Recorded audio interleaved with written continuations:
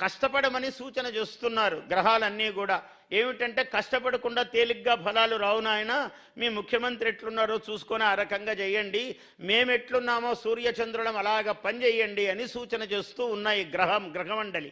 అందువల్ల ఇటువంటి ఒక అనుగ్రహాన్ని మనకు ఇస్తూ ఉన్నారు. ఈ విధమైనటువంటి కదలిక ఈ విశ్వావసునామ సంవత్సరములో ఉన్నది. ఈ విశ్వావసునామ సంవత్సరములో పాడి పంటలు, ఎర్రని నేలలు, సూర్యుడు ఎర్రనివాడు కాబట్టి ఎర్రని నేలలు బాగా పండుతాయి. పచ్చని పంటలకు చాలా విలువ, ఎందుకంటే బుధుడు సస్య అధిపతి అయ్యాడు. బుధునికి ఆకుపచ్చ రంగు అంటే పంటలు బాగా పండుతాయి అని చెప్పవచ్చు. అయితే అప్పుడప్పుడు ధరల విషయంలో కొన్ని గ్రహాలు, ఈ షష్ఠగ్రహ కూటమి అని అందరు అంటున్నారు, అలా అనరాదు, షట్ గ్రహ కూటమి అనాలి. షష్ఠ అంటే ఒకరిద్దరు సంస్కృతం చదువుకోకపోవటం వలన పండితులు వాళ్ళు షష్ఠ అంటే 6వ అని అర్థము. 6వ గ్రహము కాదు, 6 గ్రహాలు ఒక చోట చేరినది షట్ గ్రహ కూటమి. ఇది మీనములో ఏర్పడింది ఈ సంవత్సరం. మీనములో షట్ గ్రహ కూటమి ఏర్పడటం వల్ల ఒక సౌభాగ్యం కూడా ఏమున్నదంటే 6 గ్రహాలు కలవటం అన్నది కొంచెం ఇబ్బందికరమైన అరిష్ట సూచకం అని అందరూ అంటున్నారు. నేనేం భావిస్తానంటే 6 గ్రహాలలో 4 గ్రహాలు చాలా బలహీనంగా ఉన్నాయి. అందువల్ల చిన్న చిన్న ఇబ్బందులు ఉంటాయి తప్ప అవి పెద్ద ప్రమాదకరములైనటువంటివి ఏవి ఉండవు అని నేను భావిస్తూ ఉన్నాను. శాస్త్రం ఉంటుంది, దాన్ని సమన్వయము చేసుకోవటములోనే మానవుని యొక్క జ్ఞానము, శాస్త్రజ్ఞుని యొక్క విజ్ఞానం ఉన్నది. అందువల్ల ఈ షట్ గ్రహ కూటమి అన్నది నిన్న రాత్రి ఏర్పడినది, మనకు అమావాస్య నాడు మీనములో ఏర్పడినది.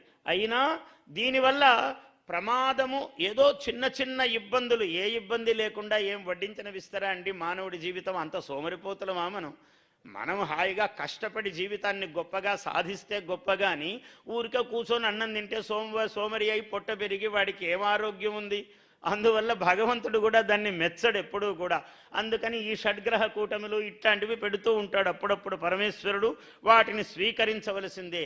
ఈ సంవత్సరం విశేషం ఏమంటే ఏర్పడినటువంటి సింహలగ్నానికి, కన్యాలగ్నానికి వర్షలగ్నము, జగల్లగ్నము చూసినప్పుడు గురువు చాలా గొప్పగా ఉన్నాడు. అంటే విద్యాభివృద్ధి, రాష్ట్రంలో విశేషమైనటువంటి విద్యాభివృద్ధి జరుగుతుంది. ధార్మికమైనటువంటి కార్యక్రమాలు చాలా విశేషంగా జరుగుతాయి. మన దేవాదాయ శాఖ మంత్రి గారు ఇక్కడే ఉన్నారు, ఆనం వారు, చాలా అనుభవజ్ఞుడైనటువంటి మంత్రివర్యుడు ఆయన. అందుకనే ఈ ముఖ్యమైన శాఖ ముఖ్యమంత్రి గారు వారికి అప్పచెప్పారు. ఎందుకంటే ఇది చాలా విశేషం, ఈ శాఖ చాలా అవసరమైనది. భగవంతుడి యందు భక్తి ఉన్న మానవుడే గొప్పవాడు అవుతాడండి ఎప్పుడూ కూడా. అందువల్ల అటువంటి భక్తికి సంబంధించినది మన దేవాలయాలు, మన ధనాగారాలు. దేవాలయం మన సంస్కృతికి, భాషకు నిలయాలు. గురువు అలా ఉండటం వల్ల భాగ్యస్థానములోనూ దశమ స్థానము అవుతాయి ఈ సింహ కన్యా లగ్నములకు. అందువల్ల భాగ్యము అంటే అదృష్టము, దశమం అంటే వృత్తి, రాజ్యస్థానం.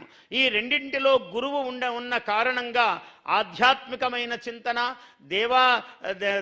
దేవాలయాలు పునః శోభను పొందటము, అలాగే విద్య, గురువు విద్యకు సంబంధించిన వాడు కాబట్టి విద్యా విషయాల్లో ప్రత్యేకమైన. అందుకనే ఇవాళ మనం చూస్తున్నాము కొన్ని అవి మొదలే ప్రారంభమయ్యాయి అనిపిస్తున్నది నాకు. ఎందుకంటే పిల్లలకు బరువులు లేని రోజు ఒకటి పెట్టారు.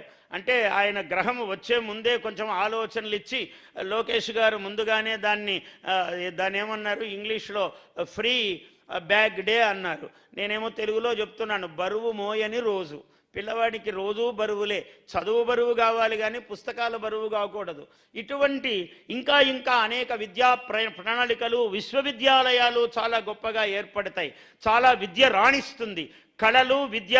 ఇంతదాకా మన మురళీకృష్ణ చెబుతూనే ఉన్నాడు, ఈ ఉగాది కొత్త ఉగాది, అద్భుతంగా కళలు ఇంతవరకు ఎప్పుడూ చూడలేదు. మళ్ళీ ఇంతమందికి సత్కారము, విద్వాంసులకు, కళాకారులకు, వాళ్ళందరికీ గొప్ప సత్కారాలు అని చెప్తూ ఉన్నాడు. నిజమే కదా. ఇది ఈ ఉగాది యొక్క విశేషములో ఇవన్నీ జరుగుతూ ఉన్నాయి. విద్యారంగము, భవన నిర్మాణ రంగము కూడా చాలా బాగుంటుంది ఈ సంవత్సరం.